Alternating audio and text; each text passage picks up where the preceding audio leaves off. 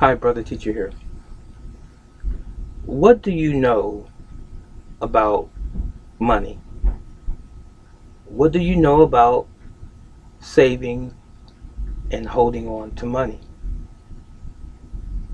Well, really, what I want to ask you is what do you know about financial literacy? That's really the question. Are you literate as it relates to your finances? In other words, have you been investing and saving anything that you make on your job or any type of income for that matter? Well, you just ought to. I'm not going to try to beat up on anyone. I'm just going to say this. It's a shame if you haven't been saving and investing for your future. If you are an individual and you have no children, that's one thing. But if you are an individual and you have a wife and children, a family at home that you are providing for, and you don't have anything saved for your future, then you have failed. Now, understand this: failing is not necessarily a bad thing. Failing simply knows, I should say, failing simply shows us where we have dropped the ball, where we did not do as much as we should have and even could have done providing for our family's future. Understand this, ladies and gentlemen. We are all going to get old one day, and we are all going to die one day. There are so many people, and it's disheartening to hear these statements, but there are so many people who simply say, I'm just living for today. That's a sad state of affairs. You're just living for today. In one sense, I can understand where they're coming from. I see where they're coming from. Living for today simply means that you are putting your efforts and your energies in today to get by, and tomorrow is a new day. You're going to do the same thing then. But herein lies the rub. As I pointed out before, what if you have a family? If you are just simply living today and you're not here tomorrow, what are they going to do tomorrow, in the next month, in the next year, in the next 10 years? You have to learn to develop the habit of saving and investing your money. Now, one of the common answers that I have been given over the years when I've asked people, do they save money? I don't make enough to save. I have a family, I have children. I spend all my money on them. Uh, my job hasn't given me a raise in a while. I don't get paid enough.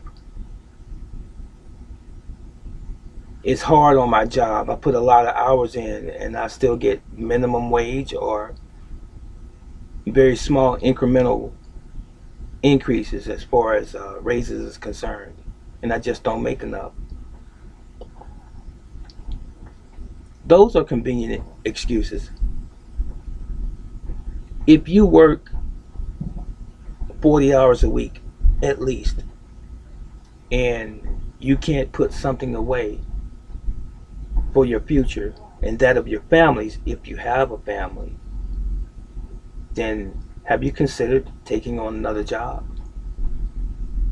There are some that might say, well, I don't know how to do anything else other than factory work. I don't know how to do anything else other than serve tables in a restaurant. I don't know how to do anything other than throw garbage cans in the garbage truck in my sanitation job, which is a little bit higher than most other average jobs in terms of salary and or wages. Or I just don't have any additional skills.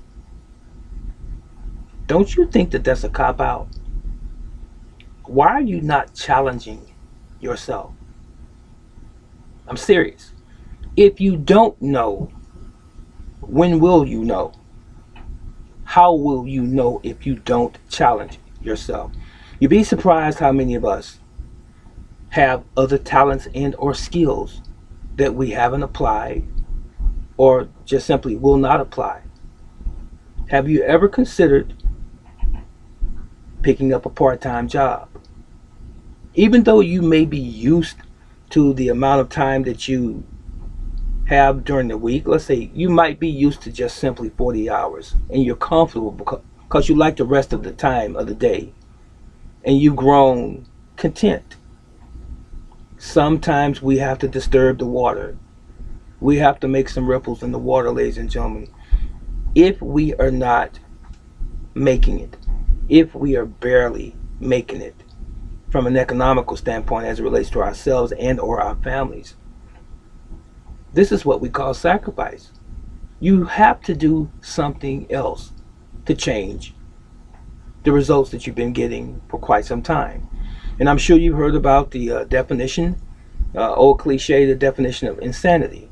It is doing the same thing that you've always been doing and expecting a different result. You're not going to get a different result if you're doing the exact same thing you've always done. You just simply are not. It does not make any sense at all. Why would you expect more when you're not doing more? So this is what I propose to you, as I have said to people in time past and even in recent weeks and months. Make sure that you do something. I know, I just pointed out a moment ago, there's some people who are used to the 9 and 5. The 9 to 5, 40 hours a week, and that's it, and they want their weekend or their every other weekend off. But ladies and gentlemen, have you ever considered your family? If you have a family, don't you think it's unfair to them? If something peradventure were to happen to you 5 years from now or less, 10 years from now, and you are the main provider of that family, are you going to be so cavalier in your approach and say, well, I'm going to get up and go to work every day like I always have? We don't know that. No one knows this. You could die today as I'm speaking to you through this video. I could fall out right now myself. But what have I left my family? To help stabilize them, at least for a period of time, if not for the rest of their lives. What's the legacy that I'm leaving behind in terms of knowledge and or maybe even a business? A family business as such. Do you get my point? So, this is what I've told people to do. Save 20% of your income every time you get paid. If you get paid weekly or bi-weekly, or even if you're on a fixed income, save 20% of what you receive. I mean, the government takes their portion or their share from your income before you ever see it. And all you have left is the net from the gross. Why don't you do it for yourselves? Someone might say, well, brother teacher, I can't take 20% of my income and put it away or put it into some saving vehicle, some CD, certificate of deposit, if you will, or some other savings program. I don't make enough. As I said before, get another job. If you don't have any particular skill set where you can get another job in that particular area, try something new. Try a job where they're going to train you. Maybe even you have paid training on that particular job. Try something that you may not even like that well. But if it helps to increase the income that you already have and make life a little bit better, a little bit easier for you and your family, you need to do that. So let's say you can't afford 20%, even if you have an additional job or 2 incomes coming in. Let's say you are a parent that's working 2 jobs and 3 jobs. I know personally, I know women that work 2 and 3 jobs. And I know men that work 2 and 3 jobs. So let's say you are that individual. Let's take 10% out. So what if you can't take 10% of your daily take home pay or your monthly pay? What about 5? You see, it's not how much you take, because only you can sit down and medi out the money to all your bills, and you know what you have left. You know what you have to begin, right? So you know what's necessary. So you make the decision on how much you can take out. I almost said can afford to take out. Well, you cannot afford not to take anything out for your future and that of your families. Do you understand what I'm saying to you? Now, if you can't do 10%, you can't do 5%, do something. And stop making excuses for doing nothing. Do something. Let's say, hypothetically, you make $500 uh, every 2 weeks. That's $1,000 a month. Don't forget what I said is hypothetical. All right. Hopefully you make way more than that. But let's say you make $1,000. Let's say your rent is $500 per month. Your utilities, that's your water if you live in a house, is $200 combined. Electricity and gas and water, $200. That's $700. You have $300 left. That's going to be your phone, cell phone maybe, if you don't have a landline.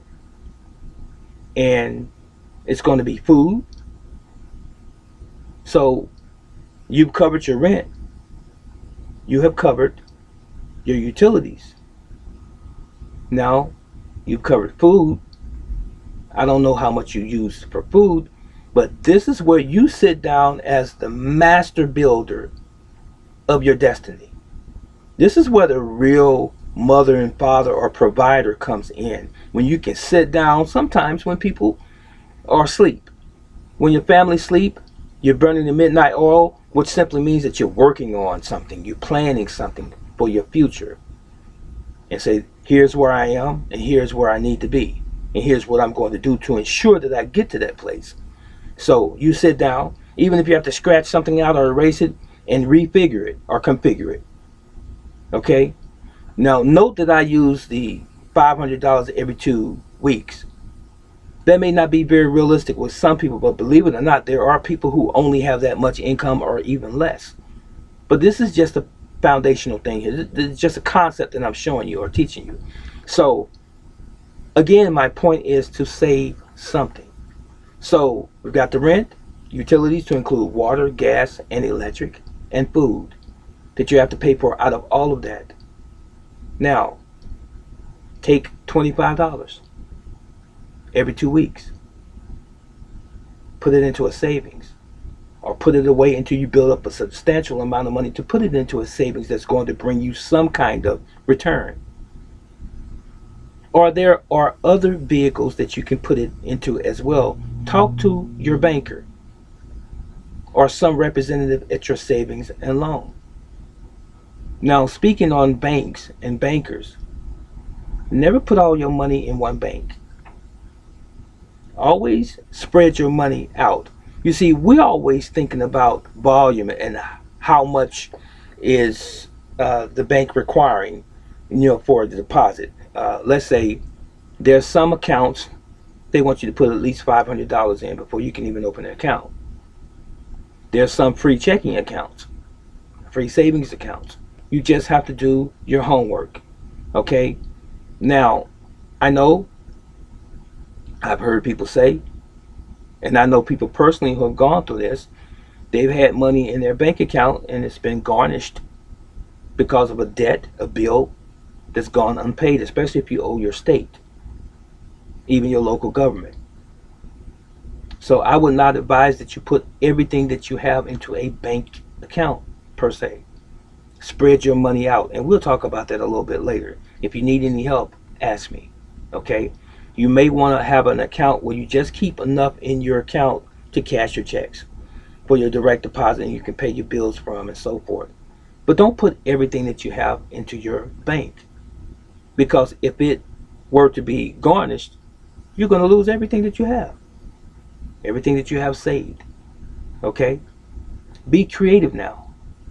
As I said, if you need my assistance, you can send me a message and I'll give you my email if you don't already know it. And I'll try to give you some insight. So now, can't save 20%, can't save 10, can't save 5, save something. Put something away and be consistent with putting it away. Every single time you get paid, get into the habit of taking a portion out. I'm not suggesting how much because I don't know what your situation is.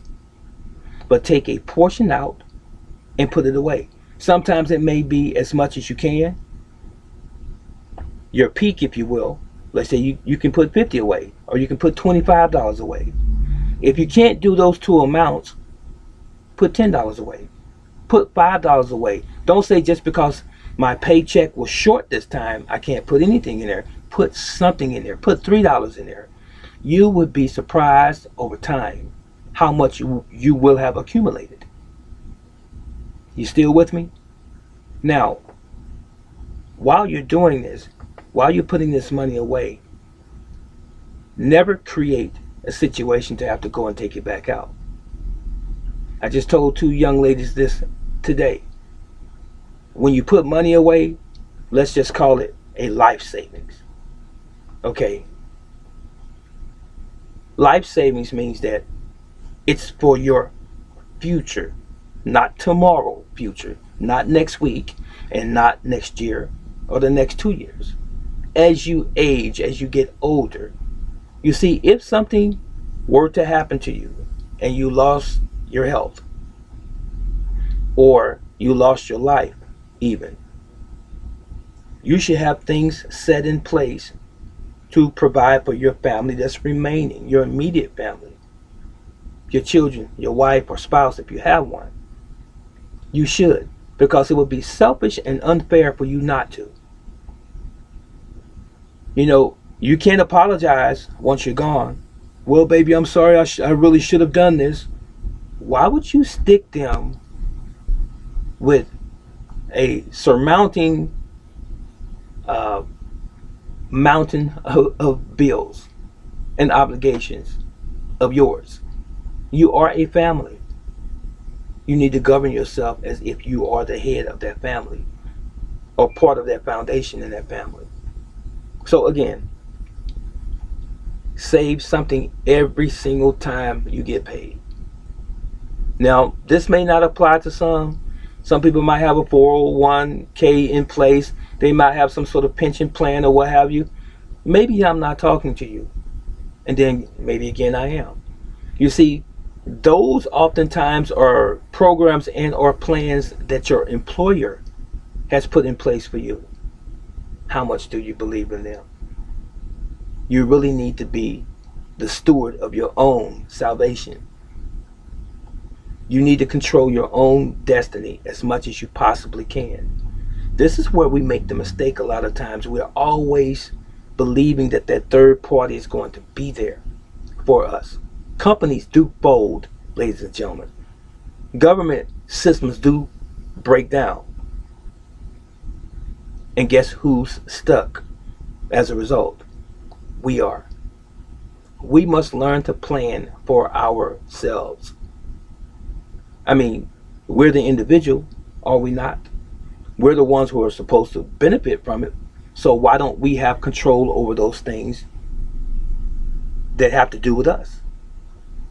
Why do we have these third parties that's taking complete control over your finances, complete control over your health, complete control over your life, when it really should be us?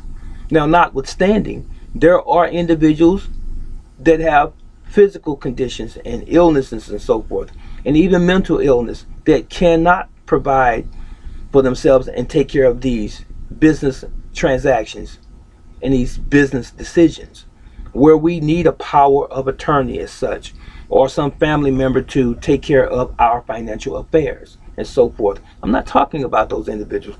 I'm talking about people who are watching me right now who can exercise reason, common sense, who actually have the capacity to apply knowledge. The knowledge that I'm sharing with you right now, for example. So, you can't save 10%, 5%, save something, as I said earlier. It's important to you. It's important to your family. Stop living your life from day to day as if your job is always going to be there. We would hope that it would. Stop living your life from day to day assuming that your health is always going to be very good and that you're going to always be able to function very well. It's people who prove that to be wrong every single day. People have heart attacks every few minutes, every few seconds. People have strokes every few minutes, every few seconds. People find themselves in uncompromising positions. People have car accidents. They have all types of things that occur in their lives that were not necessarily their fault, and they didn't necessarily have control over those things. When and if, God forbid, these things were to happen to us, when they do happen, or if they happen to us, we want to make sure that we have placed ourselves and our families in a much safer and secure position financially. It's better to have something than to have nothing at all. And to have something means that you have applied yourself. You follow? And to have nothing means that you didn't do anything at all. Don't make excuses. Stop saying what you don't have and do something about that which you do have. We all have some form of income. Now, before I leave, let me touch on this. And this is where the rubber meets the road. You're saying that you can't save. How much frivolous spending do you do? Do you smoke?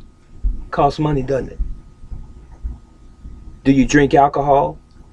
Leisurely, casually? It costs money, doesn't it? Do you like to go out to restaurants? Or do you have a habit of going out to restaurants for breakfast on the way to work? When it's lunchtime at work, you're driving to Wendy's or to KFC or what have you, Chipotle. On your way home from work, are you stopping at the fast food restaurant? Do you keep receipts? Do you monitor the amount of money that you spend on the latest shoes, the latest music, the latest outfits? Do you find yourself always going out hanging with the gang, with your friends, your buddies, or even your family members, just throwing money to the wind? If you have this disposable income that you can just blow away, then you can save something. You can cut something out. Do you have cable television? Do you really need it? Do you have all of the bells and whistles, the bundles, and you're spending $200 or more a month on cable for entertainment? Are you always buying video games and accessories? See, this is where the big boys and the big girls have to grow up and make decisions. Do you give your children too much in terms of leisure things, activities to do that are not necessarily educational? We have to learn how to balance, ladies and gentlemen. To everything there's a season, as the scripture says, and a time to every purpose under the heaven. Okay? To everything there's a season. It's not always expedient for us to spend our money on things just because we like them. Just because it's the current thing that people are doing. Just to keep up with the Joneses. I just got an additional car, but I have one that works just fine. Sometimes you need to catch the bus if you can, if it goes to your destination, and not drive your car and burn gas and have to pay the maintenance all of the time. Sometimes you should go for a walk down to the corner store instead of jumping in the car and driving down there. You follow? Sometimes you need to settle without the newest pairs of shoes you know, for a while, so that you can better prepare and set a future for you and your family. I'm sorry, but it's the truth. Your wealth starts with a penny. Let's just say a penny. I've seen people throw pennies on the ground. That's no money. I've seen people walk past a penny or a nickel or a dime on the ground. That's no money. Well, 10 dimes is $1. 100 pennies is $1. It's some money then. We have to change our paradigm in the way in which we think about life and those things that really should be more important to us, and stop being petty, stop being frivolous, and start saving for our future. It's not too late. You can start right now. I know it would have been nice for many people. I should have started when I was a teenager. Should have started when I was in my 20s or early 30s. It's never too late. It's never too late to do anything. All you have to do is have a willing mind and want to do it. And if you want to do it, you take the steps towards that direction. So I always have money in my pocket. Now, this is just me talking to you. This is real talk. Keeping it 100, as some people say. But I always have money in my pocket, and you know why? Because I don't just impulsively just throw it away just because I can. It's hard to come by. For one, I'm getting older, and I'm beginning to value things in life, to include my own life and my health, much more than I ever have in my earlier years. Serious talk, ladies and gentlemen. So it's not guaranteed that Brother Teacher's going to be here for 5 more years or 10 more years. Anything could happen to me as it can you. Don't you think it's wise to start saving right now? And I don't just simply mean money, even though that was what this whole video was predicated on in the beginning, but saving in many other ways. Saving you. Saving yourself from the perils of life. As, for example, in this situation, let's say you put on a lot of weight, right? A lot of weight around the midsection. And you're having some health issues, and you go to the doctor and he said, well, you're diabetic. Can you change that? Or is diabetes something that just fell on you? This is the savings that I'm talking about. Saving your life. Not just from an economical or fiduciary standpoint. Saving your life meaning that some things I will have to do without. Those guilty pleasures, those things that I like because they just simply taste good. That's a savings as well. Because what I'm doing is I'm building my health so that I can be around for a while. I'm just using me as an example, but I'm talking about you collectively. Saving that way. Have more conversations with your family. Have more talks, meaningful talks with your family, especially your children. Right now. Don't wait till tomorrow. With your spouse. Right now. That's savings. You're putting something in the bank that's going to last for a while. You follow what I'm saying? Because we don't need to be losing anything. You don't want your family to not love you. Is that a difficult thing to understand what I just said? You don't want your family to not love you. We hope that they don't. How is it that your family could not love you? Is if you haven't done your job as a mother or father. And you might be trying to be your children's friend, not putting your foot down when you have to, not putting forth the proper discipline when you should, because you are afraid of how they're going to see you, always giving your children everything that they need, and then everything that they want as well. They don't have to have everything. And when they stick their mouth out after you said no, You turn around a few minutes later, an hour later, or the next day and give it to them anyway. You're not saving anything, ladies and gentlemen. When you do your job as a human being, you need to take pride in it. You need to own it. Take a deep breath, and it doesn't matter what the repercussions are or perceived repercussions from your family or anybody else is. If you know in your heart that it's the right thing to do, and that means even saying no when it's hard to say no, you really should do it anyway.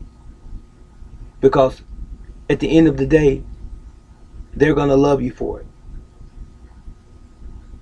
It may seem at first frustration on their part, anger on their part, distance on their part. 5, 10 years later, your children are going to be hugging you and say, Mom and Dad, I'm glad you were hard on me. Because that's what's going to build their character. The tough love. So that's a savings as well. Not just simply the money that I talked about earlier. I stammered around, bounced around a little bit in this video. But I'm hoping you got the gist. I have a tendency to talk in riddles. It's just the way I am. I'm sorry. But I'm not sorry. Save. Save. And save. Then, when you get older, you won't have to worry about, oh man, do I have enough to pay for this? Am I going to end up being homeless because I have nothing because I just lost my income? You see, one of the greatest things that I find out that we have missed out on in our lifetime, most of us, and this is probably the coup de grace of this whole video. One of the biggest things that we have missed out in this lifetime is to realize that our lives belong to us, and that for the most part we control our own destiny and not anyone else. We may be accustomed to and used to other elements, other people, other entities, governments, and so forth, giving us assistance on some level, to include all of the institutions, the school systems, the health and welfare systems. But honestly, that should be us. We're supposed to be the independents. We're supposed to be the individuals. We're supposed to be the captains of our ships. And those other entities, those other companies and organizations should play just a small role in our lives. They shouldn't control our lives. We should control our lives, because our lives ultimately belong to us. This is Brother Teacher. I hope that this was beneficial to you. I'm sure that it was to many of you. And if it was, share it with someone. Like it. And you can record it and watch it later. That was it. And that was all. I love you. So long.